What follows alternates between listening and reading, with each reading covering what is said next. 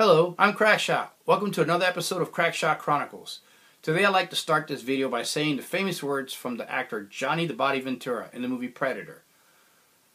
I ain't got time to bleed. Well, I want to connect that reference in that movie with this video by saying, how many times have you been in a fist fight where it was with somebody of equal size in stature and you were trying to knock his head off his shoulders, he's trying to do the same to you. You grab each other. Almost every time, you're either going to win or you're going to lose. I guarantee something like that's going to happen. You're going to win or you're going to lose. Rare occasion it's going to be a draw. But regardless of the outcome, how many times do you walk away unscathed? Seldom. Odds are, if you're in a scuffle with somebody, you're going to be down on the floor, rolling around, having your elbows scraped, your face scraped. You're going to have a busted ear, busted lip, busted teeth, something bloody nose. You're going to be bleeding. And that's just a fist fight. Now, let's bring this up to the next level. A fist fight is a fight.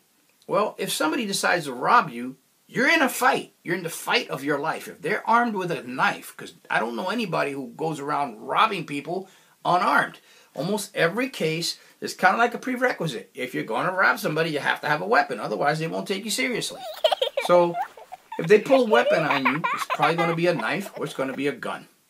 If that happens and you defend yourself with a firearm, you're in a gunfight. And gunfights usually result with somebody bleeding.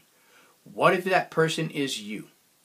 What if it's one of your family members? What if it's an innocent bystander who happened to be in the wrong place at the wrong time and got shot by a bullet? Whether it's your bullet or the bad guy's bullet, it's irrelevant. That person is going to die if they don't get first aid. Wouldn't it be nice if you had a first aid kit on you to administer that? Of course it would. Well, I'm surprised that I've been in the firearm game since I was about 17 when I first joined the Marine Corps. And nobody has ever introduced me the concept, other than combat first aid stuff, that if you're in a gunfight and using a gun to protect yourself from being robbed, that you need a first aid kit. And it's because we all believe that it's going to be like in the movies. The bad guy attacks, the good guy defends, and that's the end of the story. The bad guy's dead and that's it. No, it's not. Odds are you're going to be injured, a family member is going to be injured, or an innocent bystander is going to be injured. If that happens and you don't have a first aid kit with you, they're going to bleed out before the cops get there. It's very possible. Well, not the cops, but the paramedics. So you can just solve this whole problem by just going to a drugstore and buying yourself a small first aid kit. Go to Army Navy surplus store and buy yourself one of those little combat medical kits. It's not very expensive.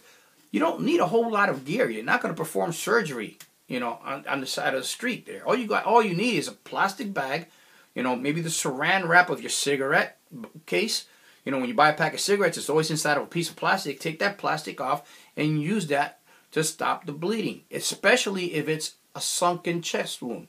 A sucking chest wound is like, let's say they get stabbed or shot in the lung. And when you look at the blood flow and there's bubbles coming out of it, that means air is being pushed out of the lungs through that hole. Put the saran wrap, the plastic bag, the Ziploc bag, whatever you have that's made out of plastic, piece of your raincoat, if it's plastic raincoat, something, put it directly over it, and then bandage it up. That will stop the airflow so that individual can breathe. Then by bandaging it up, you have stopped the bleeding. So you've done two things. You've protected the airway and you stopped the bleeding. Those are two of the four life-saving steps. The next thing is treat for shock. Treat for shock. I think it's the correct sequence is restore the breathing, stop the bleeding, protect the wound, and treat for shock. You can do that using a simple first aid kit you can pick up at Walmart. If you happen to shoot an innocent bystander and you save their life because you happen to be carrying a first aid kit, odds are it's very possible they may not sue you for shooting them because you saved their lives. And it's not just the threat of people who are trying to rob you. Even though we live in an ugly world where we have active shooters running around, that's not always going to happen. There are other threats.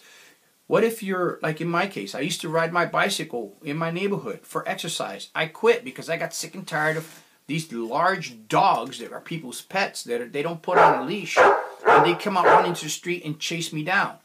Well, I had a choice. I can quit riding my bike in my neighborhood, or I could shoot the dog. I can't. I had a third choice. I could engage in a confrontation with my neighbor every time I wanted to go on a bicycle ride. It wasn't practical, so I decided to quit riding my bike. Well, there's a lot of times you pick up the newspaper, you turn on the TV set, and you hear of a child being mauled by these same dogs. Child gets off the bus, walking home, boom, somebody's pet is loose.